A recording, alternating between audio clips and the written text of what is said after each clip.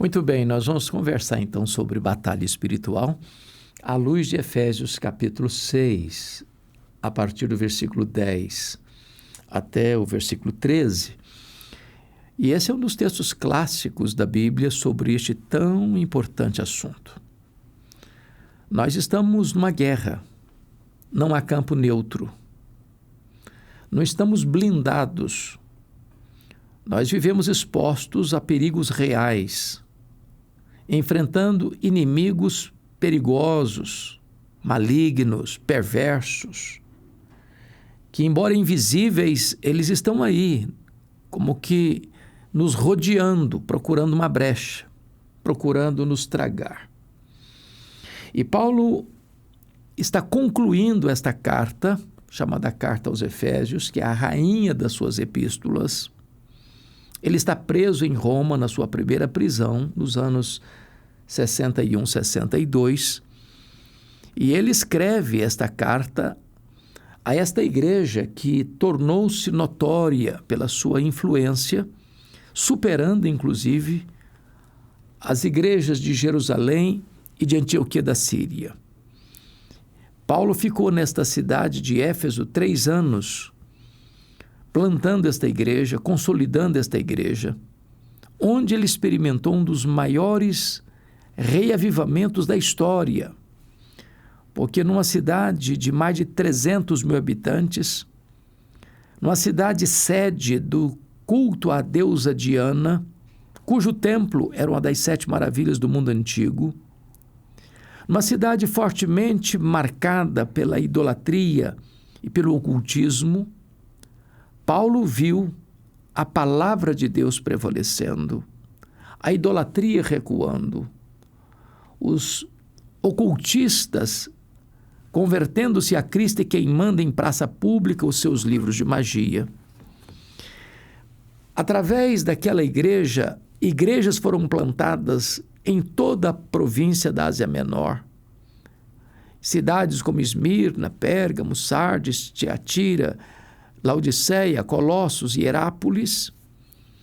E agora, Paulo escreve para esta igreja a chamada Carta Eclesiológica, para tratar de verdades tão importantes.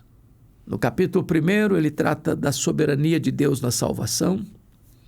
No capítulo 2, ele trata da história da redenção, mostrando que, por meio de Cristo, judeus e gentios formam uma única igreja, corpo de Cristo.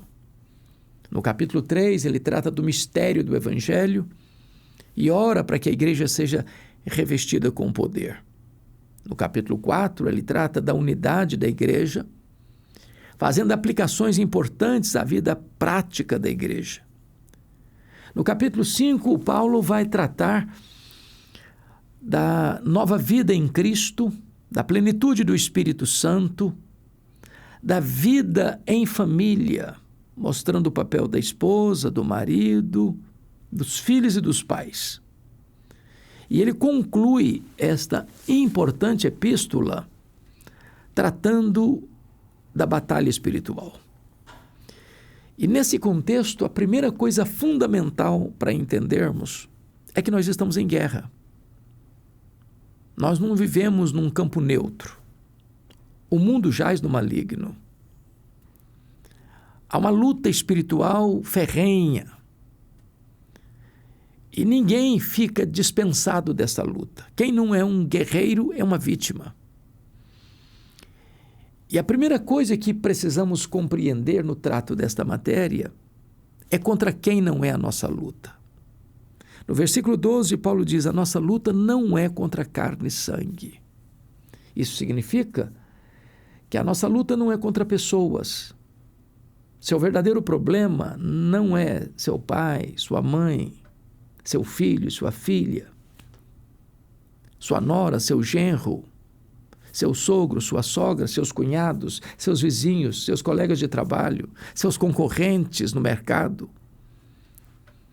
Entrar nesta batalha, guerreando contra pessoas, é lutar contra a pessoa errada.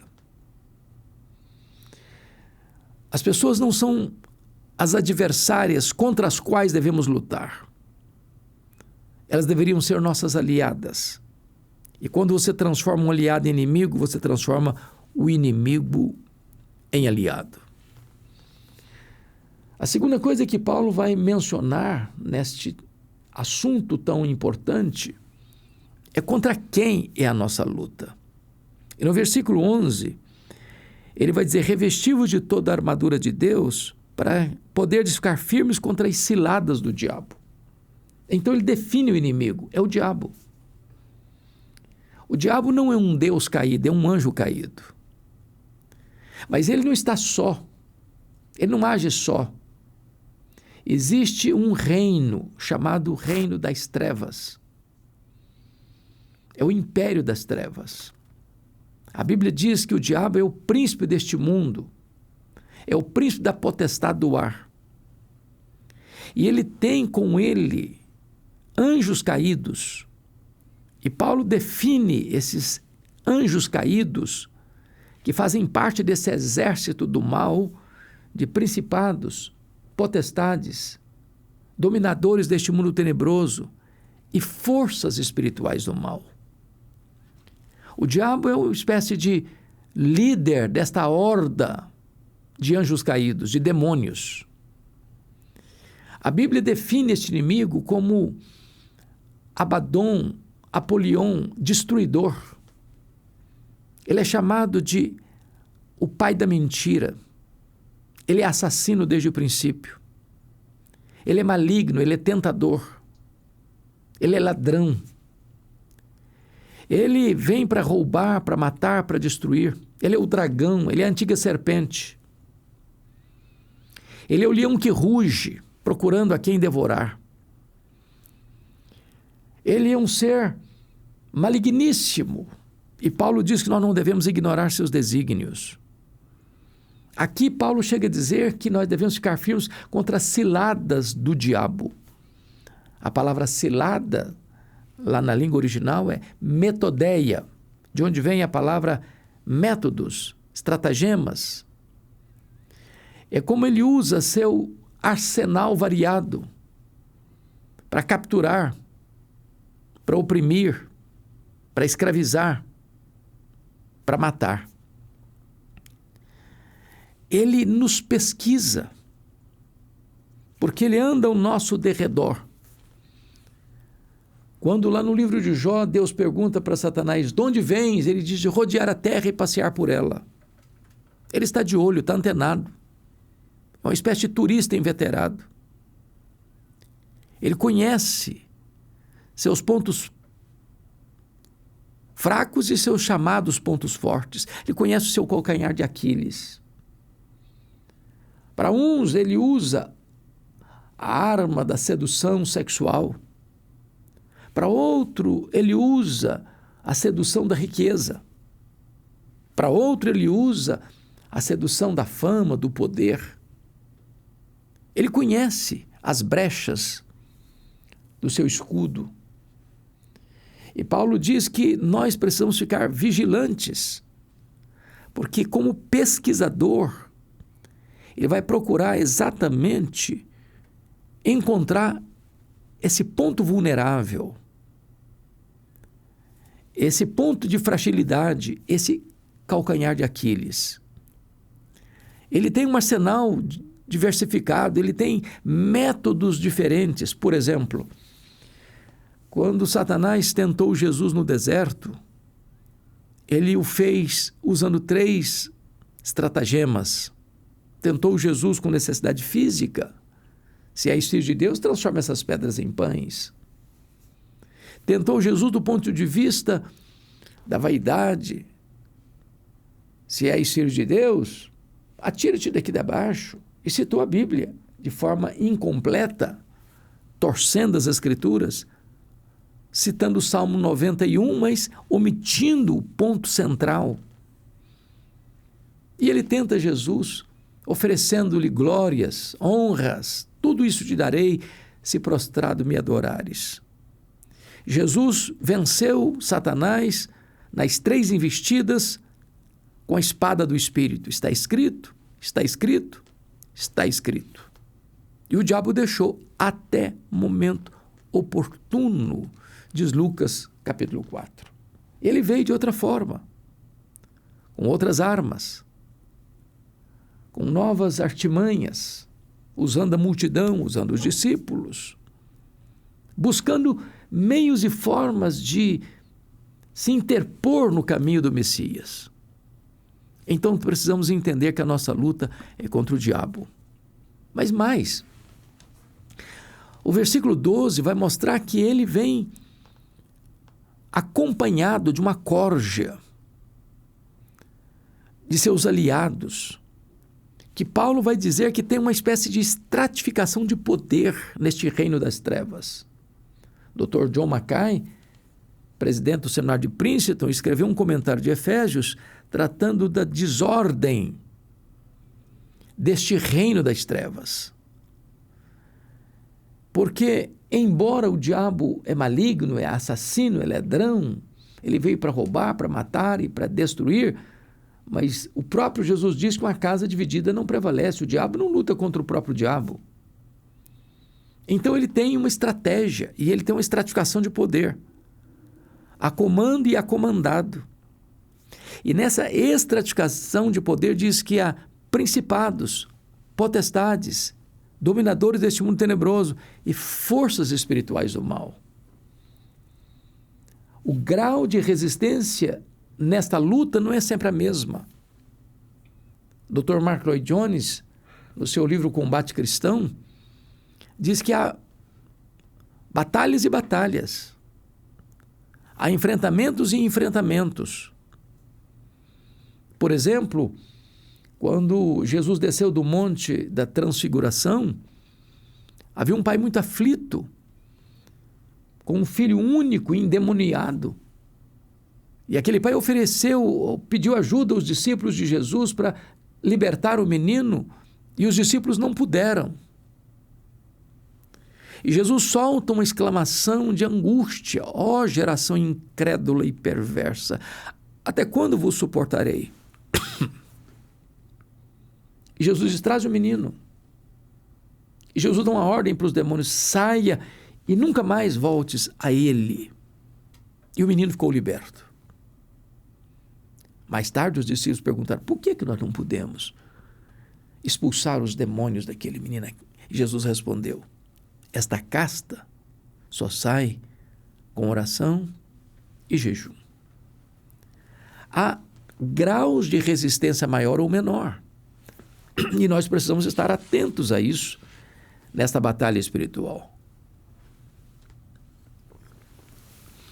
O apóstolo Paulo vai mostrar para nós, então, que nós estamos numa luta contra um inimigo que é invisível, que é astucioso, que é maligno, que é perverso,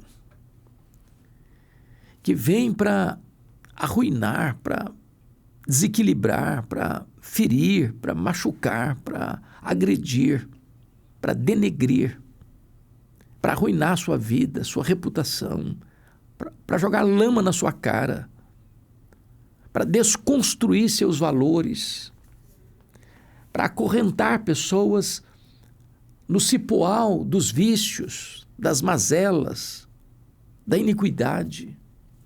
Quantas pessoas prisioneiras! Jesus chegou a afirmar que aquele que pratica o pecado é escravo do pecado. A Bíblia menciona isso, que o pecado é maligníssimo. E esta é a artimanha deste inimigo, é levar você à prática do pecado, a viver na dependência do pecado. E eu fico olhando a sociedade hoje, vendo, por exemplo, quantas pessoas estão prisioneiras das drogas,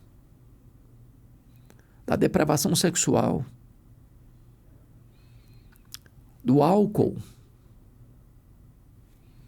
da avareza, da ganância insaciável.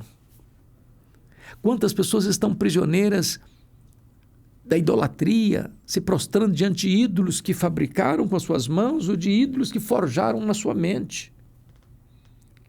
Quantas pessoas prisioneiras ao ocultismo, ao próprio explícito satanismo, pessoas que adoram conscientemente a Satanás.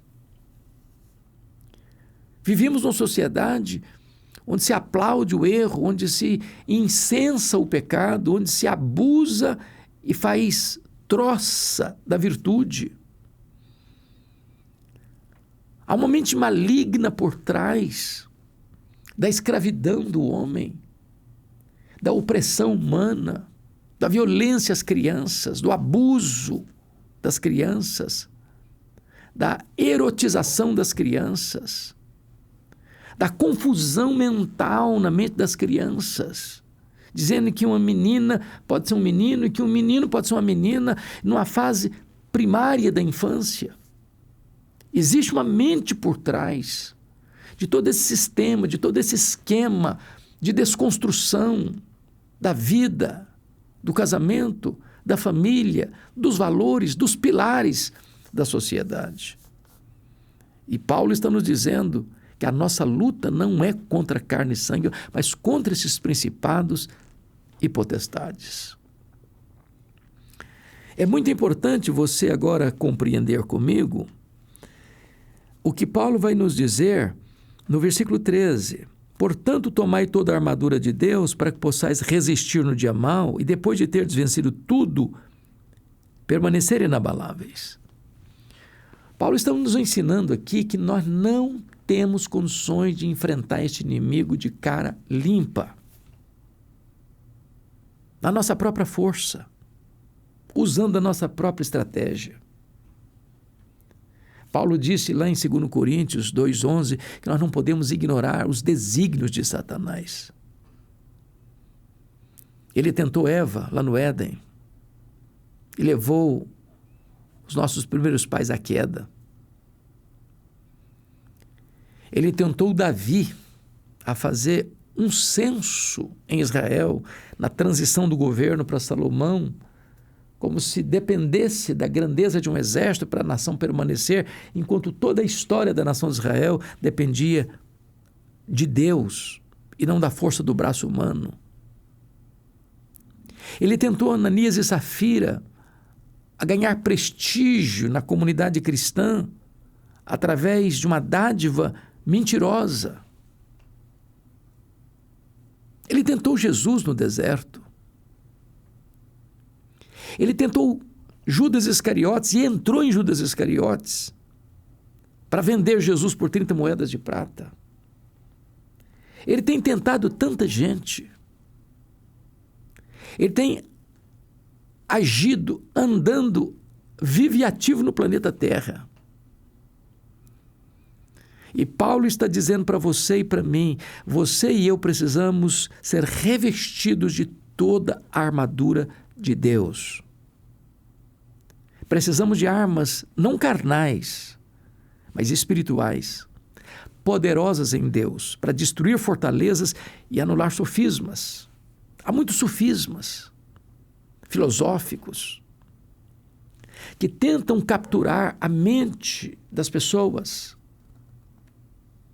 para enganá-las, para ludibriá-las, para confundi-las.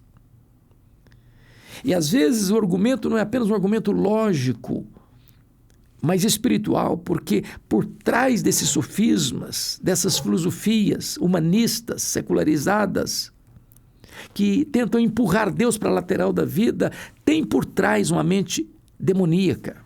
É isso que Paulo está dizendo, lá em 2 Coríntios capítulo 10. Então precisamos de toda a armadura de Deus.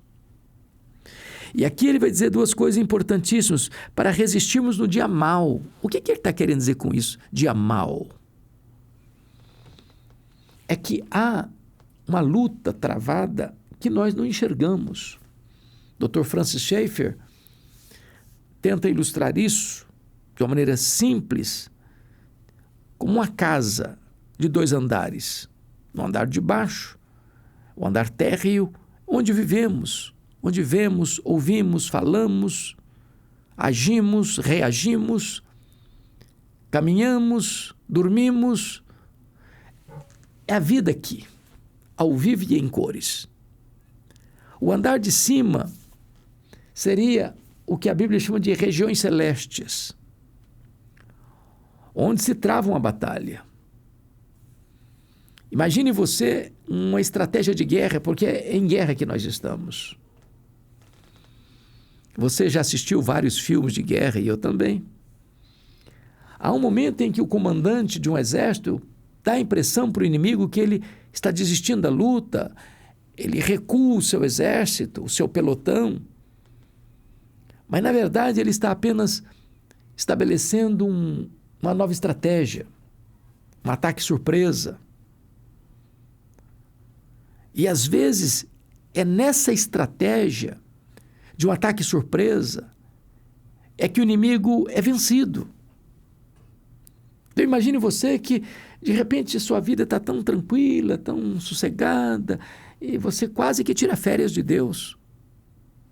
Não tem problema, está com saúde, está com dinheiro, família está bem, está tudo bem, você está tranquilo, não tem nenhum problema à vista, nenhum cenário de preocupação, as nuvens estão claras, o sol está brilhando, é céu de brigadeiro, é navegação em águas esmaltadas, nenhuma luta pela frente parece. E de repente, sem que você perceba, se acorda, parece que o mundo está contra você. Parece que as nuvens estão escuras. Uma tempestade desaba sobre a sua cabeça. Os problemas vêm em pencas em cima de você. É o dia mau. É como se tivesse uma ordem do andar de cima para o andar de baixo, chumbo grosso no fulano. E de repente parece que tudo se transtorna. Aquilo que era comum fica estranho. Aquilo que você administrava com tanta habilidade, agora foge do seu controle. É o dia mau. E se você não entender a natureza dessa luta espiritual, você começa a guerrear contra gente, contra pessoas, carne e sangue. E nem percebeu que você está diante de uma luta espiritual. Mas Paulo vai dizer uma segunda coisa nesse versículo 13 que é digno de destaque. Veja comigo, por gentileza. Ele diz assim: e depois de vencerdes tudo, permanecerem inabaláveis. Não há situação onde você seja tão vulnerável como quando depois de uma grande vitória. O ser humano tem a tendência de, depois de uma grande luta e de uma grande vitória, ensarelhar as armas, baixar a guarda, botar no ponto morto e descansar. O que o texto está dizendo é que, ao vencer um round da luta, a guerra não terminou. Fique firme, vigilante, porque outras ciladas estão aí no caminho. Outros estratagemas estão sendo costurados para, com armas diferentes, em cenários diferentes, usando pessoas diferentes, capturar você. Não sei se você chegou a ler, ou melhor dizendo, assistir ao filme O Advogado do Diabo. Como aquele filme termina. E de repente, com propósitos tão positivos de não entrar mais nos mesmos trilhos escorregadios que se seguiu no passado, propósitos firmados, e de repente o diabo entra na jogada com outro estratagema, quem sabe trazendo debaixo dos holofotes suas virtudes, seu propósito de não negociar mais princípios e valores, botando você lá no pedestal, acendendo as luzes da ribalta sobre a sua vida. E tudo isso pode ser mais uma cartada do inimigo para capturar você. Vigilância. A eterna vigilância é o preço da liberdade.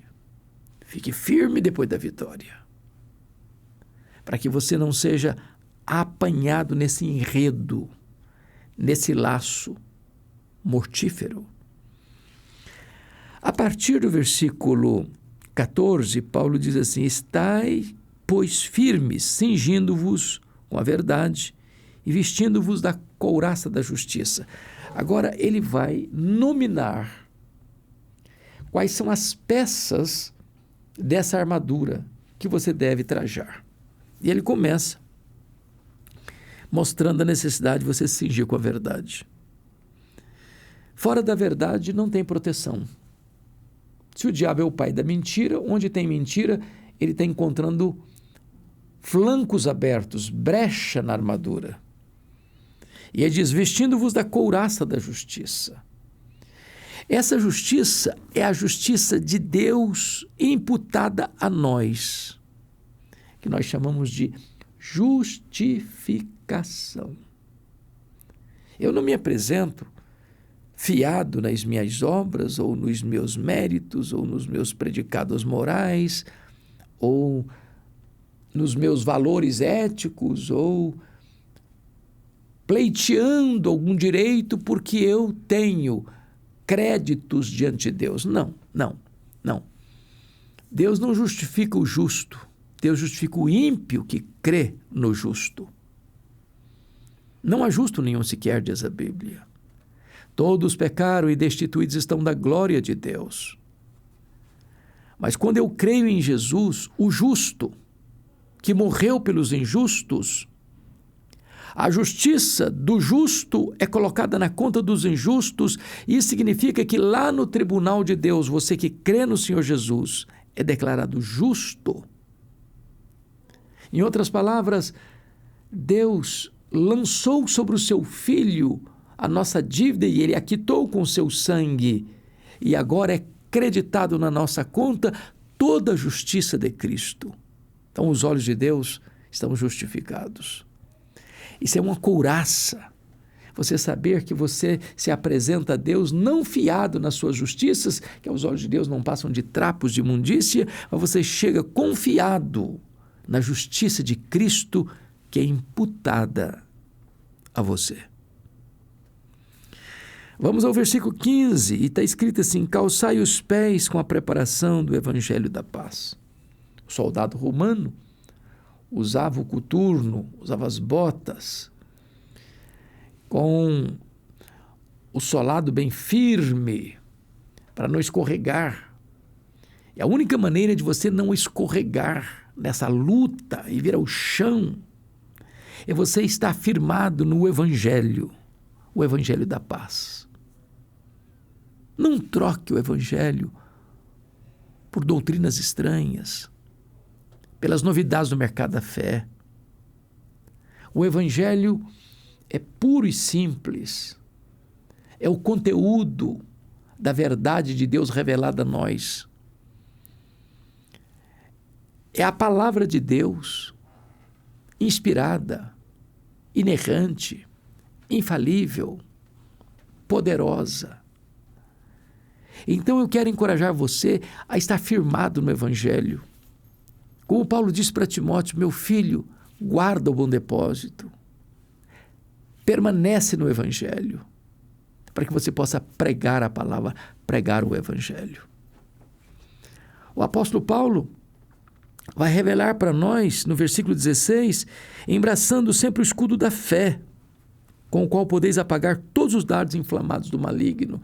Fé é você saber que o que Deus falou é verdade, que promessa de Deus e realidade são a mesma coisa. Quando esse dardo do maligno inflamado vier colocar dúvidas na sua cabeça, responda que você crê que a palavra de Deus é a verdade. Você não duvida. E essa convicção vai apagar esses dardos inflamados do maligno. Chega no verso 17 e diz: tomai também o capacete da salvação e a espada do Espírito, que é a palavra de Deus. Você precisa entender que a salvação é obra da graça, é um presente que você recebeu, isso protege a sua mente. E você tem a palavra de Deus como espada do Espírito, que defende e ataca ao mesmo tempo.